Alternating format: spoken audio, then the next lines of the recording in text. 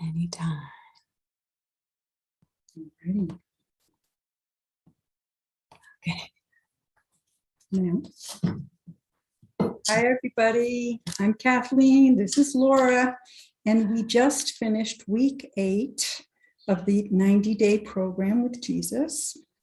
And week 8 was, am I willing to answer the last unanswered question?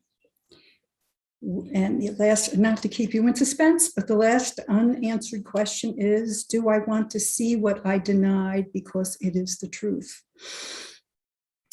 So what did we cover this week and what stands out for me? There was lots of talk about powerlessness, hopelessness, the play and consciousness of feeling small versus claiming who you truly are and stepping into that. Who you truly are is light itself. And as light beings, we can stand with Jesus, let the denials be seen, and then let them go, which is a lot of the work that we were doing this week. And in the beginning of the week, as part of the questionnaire, Jesus said something that was so encouraging, because this week had brought up lots of resistance. I was really riding the resistance train to the last unanswered question. But what Jesus had shared with us in one of the messages is, you are here to hear my voice, to embrace your divinity. A joyous homecoming awaits you.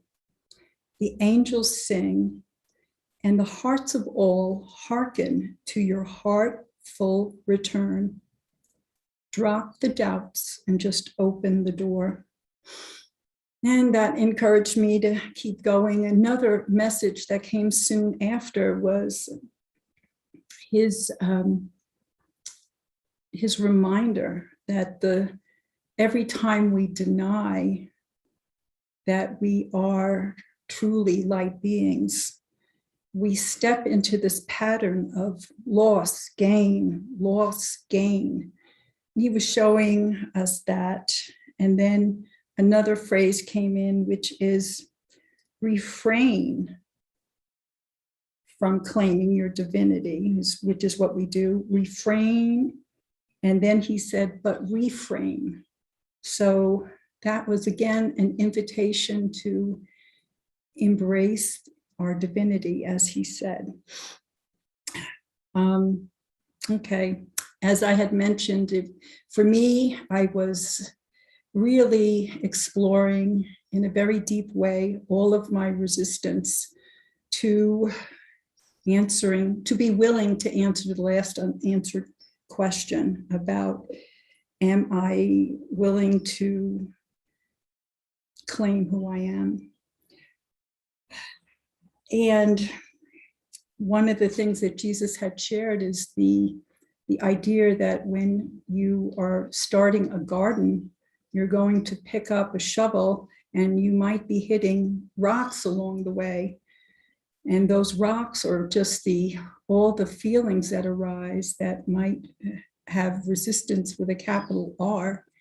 But he was suggesting that we don't judge the resistance, to just see it. If you're trying to clear the garden, you're going to get rid of the rocks and the other debris that's going to interfere with the growth. So I found that to be a helpful message.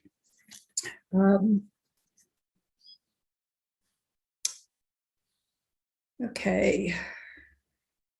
Yes, when we were asking again to be shown, show us more about what the resistance is all about. And I had a very strong feeling of not wanting to give up my specialness and to feel separate. And I had also had a moment where I went into the deep, deep dive And first I had feelings of loss, but then I knew that wasn't it. And I uncovered something else, which was very much of a surprise. It was almost being in touch with a very ancient time where I took an oath to my separate self. And I realized that I did not want to give up that oath. That oath was, hey, let's have fun and frolic away from the Father. And that was a surprise, but I saw later on in that deep dive when we were listing what comes up for us. Why do we not want to claim our divinity? And I wrote down, I want to maintain, and I thought I was going to write autonomy, but what came out was autocracy. And I looked at the word and I thought, that's exactly right. I did not want to give up my own kingdom where I rule, where I am the first word and the last word. And that was, I felt a very special oomph from Jesus. Look how entrenched you are in your resistance, but I am here to help. So moving on in the week, we were asked, the questionnaire asked us this question: what is choiceless awareness? And I just want to share this from Jesus. What is choiceless awareness? A perfect day. The birds sing. The sky is wide and clear. The butterflies glide by. The flowers coalesce into a burst of cascading colors. The air is pure. The eyes drink it in, yet remain still and sure. Nothing to be done. It's all in flow, each part, a tribute to the whole. Choiceless awareness flows as in a divine dance. Preferences do not dominate. They do not exist. The next note of the symphony is natural in the framework of being with the one who knows and who speaks, linking hearts and heaven. Choiceless awareness, the peace of God. And Laura, turn the show over to you. It's beautiful. Well, you summarized it extraordinarily well. That was great. Thank you. Yeah.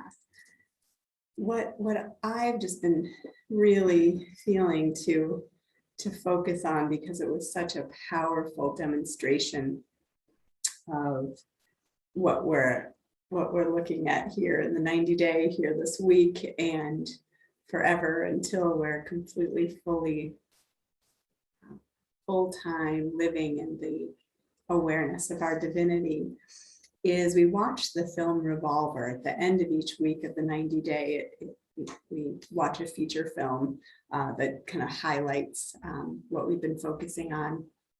And this is a spoiler alert, so that there's a scene at the end of the movie where the main character, Jake Green, he's in an elevator, which he's terrified of elevators or small spaces.